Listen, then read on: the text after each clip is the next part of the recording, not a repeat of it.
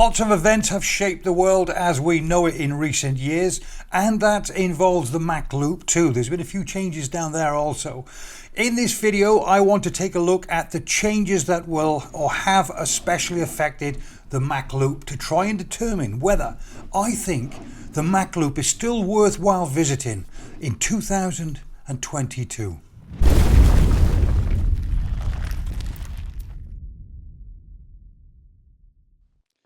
Hi guys, and welcome to the Mach Loop.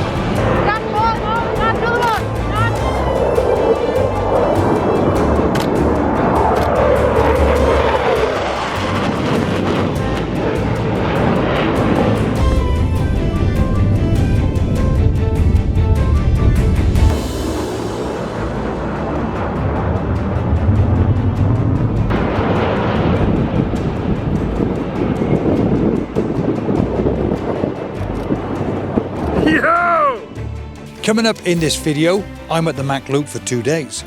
I'm going to video every part of it, and I'm going to offer you guys a snapshot so that you can determine yourself whether you still believe it's worthwhile coming to the Mach Loop in 2022. First things first, I added a third day to my Mach Loop trip. So this is a snapshot over 3 days and not over 2. The reason why I added a third day will become perfectly clear in this video, but a bit of a spoiler alert. I cocked up on day 1. It was a bit of a disaster. I'll reveal why day 1 was a disaster in a minute.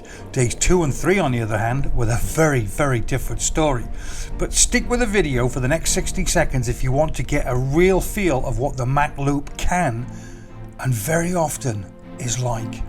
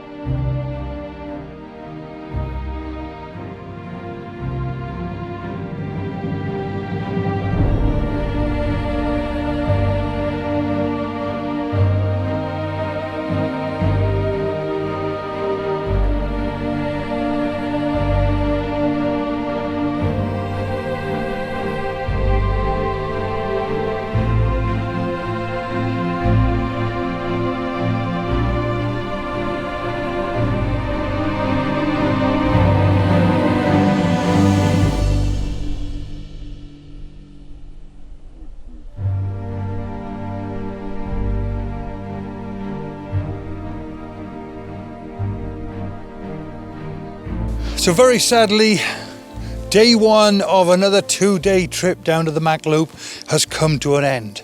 I've got to tell you, it's been a fantastic day. The weather has been brilliant. We've met so many people, and look at that view. It's been brilliant. What a day. Now, in terms of spotting aircraft, that's a very different story. So let me explain how the day pretty much unfolded. At 9 o'clock this morning, I'm packing my bags, getting prepped, getting everything ready for the day. 2 F-15s came screaming through the loop. 10 minutes later, another, and they were a different 2 F-15s that came screaming through the loop. I managed to grab 1 or 2 shots from down at the car park on the CAD east side, And okay, I got a couple of nice pictures, but I'd rather have been up here than down there. So first of all, that tells me I like to consider myself as being an okay experienced looper, but sometimes experience counts for nothing. The Mach Loop can be so unpredictable. So I missed that. Then for the rest of the day, there's been nothing. And I mean nothing. Not even a sniff. Apart from the F16s, first thing in the morning, it was a blank day. Sounds a bit odd saying it like that, really. So we just spent all day chatting, enjoying the view, and chatting some more. Tomorrow, on the other hand, a different story. We arrived at the top of Cadiz at 8 AM. There's no way I was going to get caught out for the second time. No way. The following is a storyline of how my second day's adventure panned out.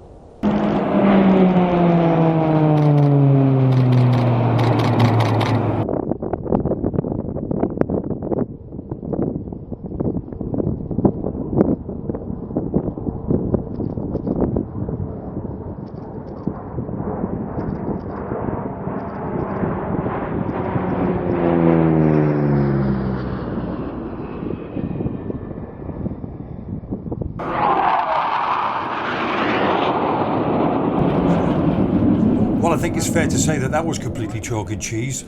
Tuesday was an incredible day at the Mach Loop. No matter what viewing area you were at the Mach Loop, you were spoiled. 21 passes we had at CAD East in total, and that is like the Mach Loop of old. What a brilliant, brilliant day. But as you can see already, completely chalk and cheese from yesterday.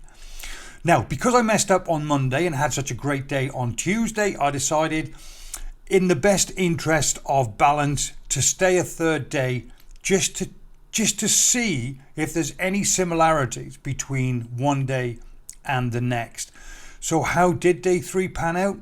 Well, let's take a look at my favourite images from today, and then we'll delve deep into what happened on Wednesday.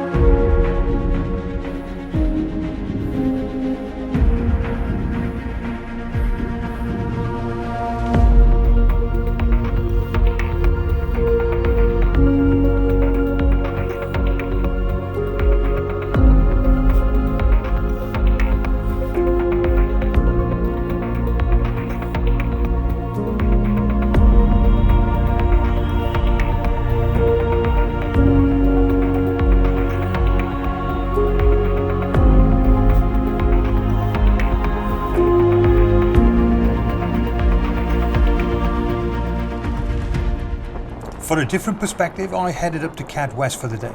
CAD East and CAD West offer very different perspectives and photography opportunities. I headed up at 8 AM and after the obligatory huff and puff, I was all set up and raring to go. It's now 9 AM and what another cracking day. I was all settled in for a long day. I don't know why, but I just had that feeling it wasn't going to be anywhere near as good as yesterday.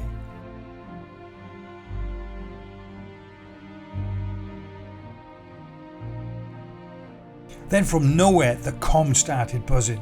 There was a mention that an Osprey, an American Osprey, might be heading our way. They don't fly through the loop as often as they used to, so imagine our excitement.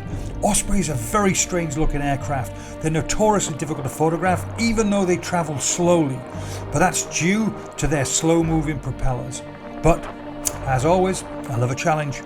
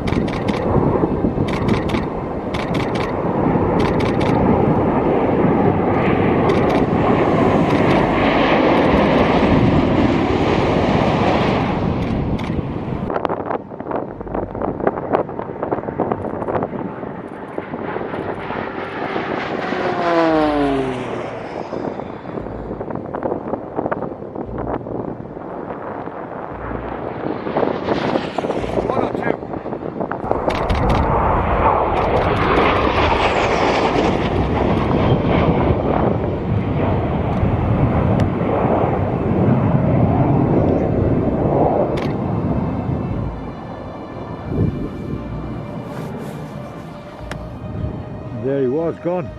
Oh no, left.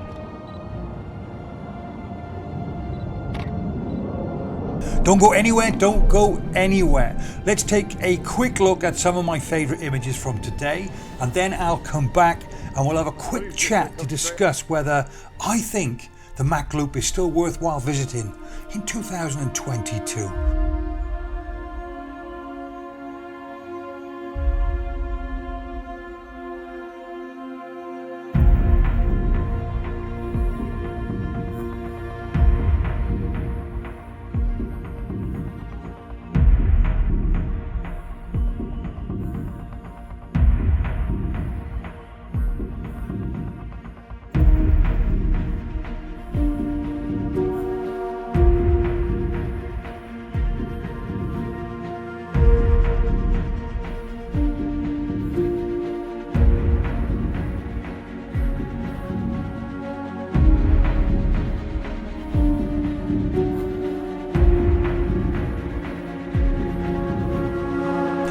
So just before I give you my thought process on whether I still think it's worthwhile visiting the place, let me just point this out right from the get-go.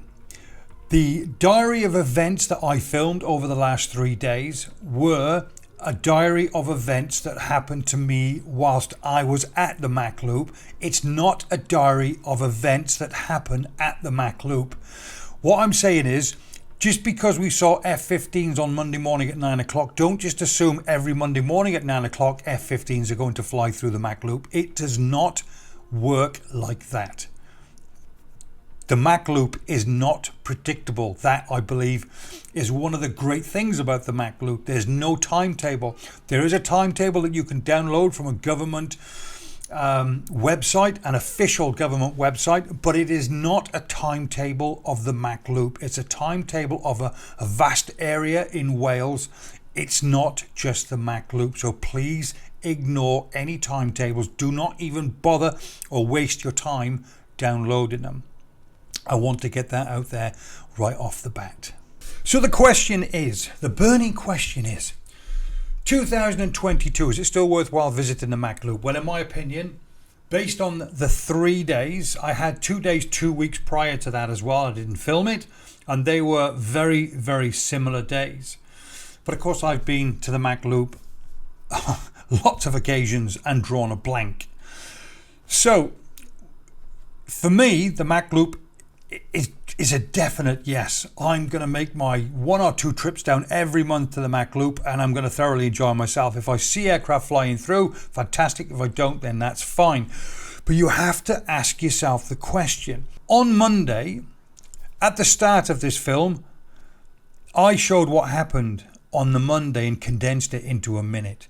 If you skipped any part of that minute because you were bored, then I would definitely suggest that the Mach Loop is not for you, because that 1 minute is a timeline of, I think, 8.5 to 9 hours of myself and like-minded people stood on top of a windy mountain, just enjoying each other's company and enjoying the view.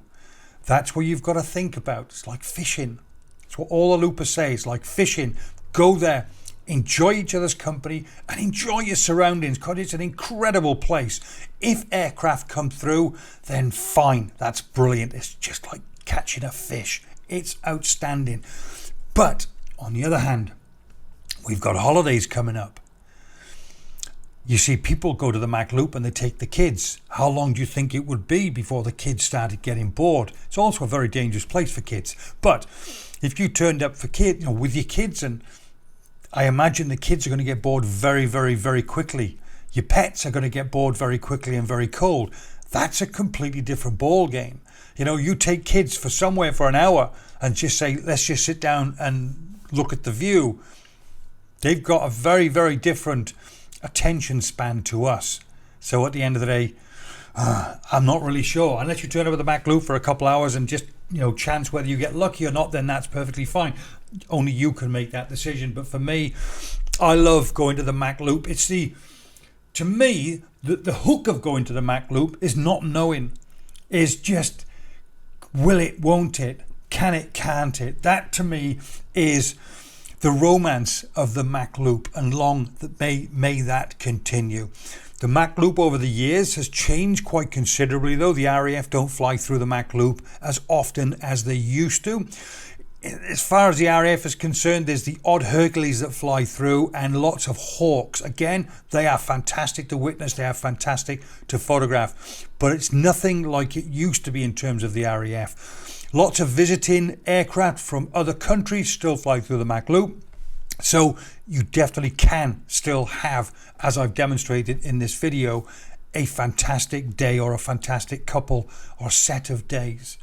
So there you go. Hopefully you've enjoyed this video and I've kind of given you a good timeline. Monday was, it definitely wasn't a blank. It was 4 F-15s that flew through, or 4 passes from F-15s that flew through. Nothing else for the rest of the day. Tuesday, very, very busy, exactly how it used to be.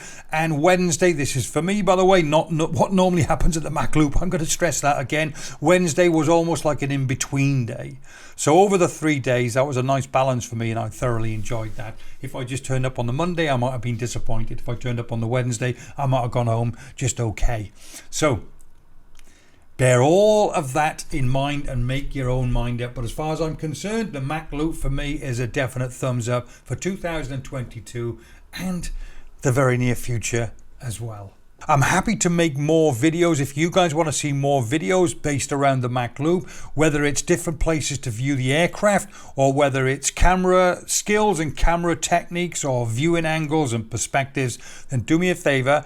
Let me know, ask your questions down below in the comments. And as always, do me a favor, help support the channel by giving this video a thumbs up. If you are new to my channel, then I've got a fairly decent back catalogue. You can check them out by subscribing and hitting that notification bell. And I'll also leave you a couple of interesting videos to click on. Where is the Mach Loop, how to find the Mach Loop, etc. They'll appear up there in a second. And until the next video, guys, thank you very much indeed for watching. Cheers.